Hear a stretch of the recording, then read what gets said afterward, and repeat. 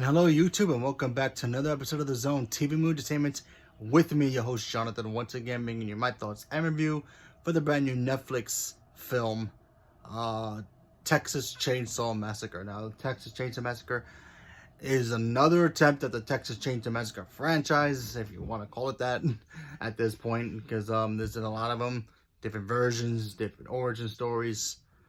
My personal favorites are the Jessica Biel 2003 one, and the follow-up one, which is the prequel to that one, which is Texas Chainsaw Massacre at the beginning.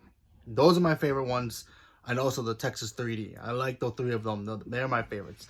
The Leatherface one was okay, and obviously the original one's a classic, so there's that. So apparently this new one takes place like years later out of the original one.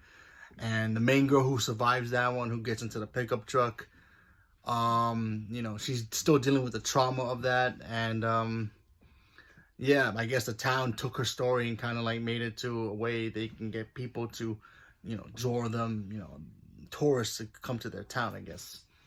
But the story really takes place in this town where these bunch of kids, they bought the town because they are very famous chefs on YouTube, which is a new thing. Obviously, everybody now gets famous on YouTube and gets rich, so that's cool.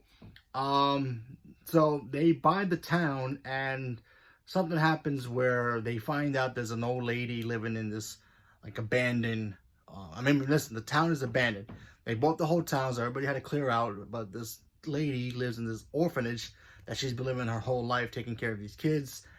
And there's one kid left there, and he kind of has an attachment towards her.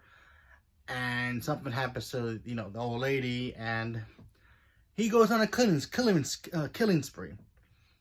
Now, they don't officially call him Leatherface or any name from the original character, from the original movie, any sorts.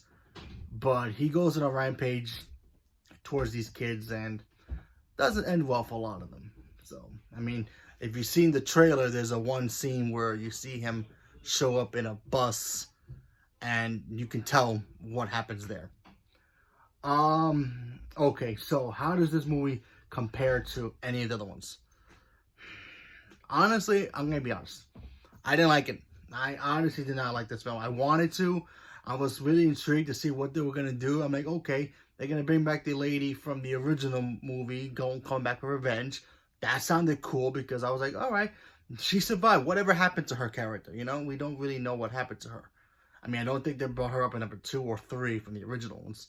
But I was intrigued. So I was like, okay, she's going to come back. She's probably going to help these kids out, try to stop them. Kind of like in Halloween in 2018 where Laurie Strode, everybody thinks she's crazy for what happened to her. But she's obsessed with Michael Myers. Not the case here. The lady who survived, she comes back in this film, and it's in there like 10 minutes, maybe even less. I'm not really sure how. I didn't count it because it really focuses on these main kids who just show up at the town. They just bought the place, and there's a killer there that's just using a chainsaw to murder them. That's all this movie was. And there was no build up. There was nothing about the backstory of what, why he's like this and this and that.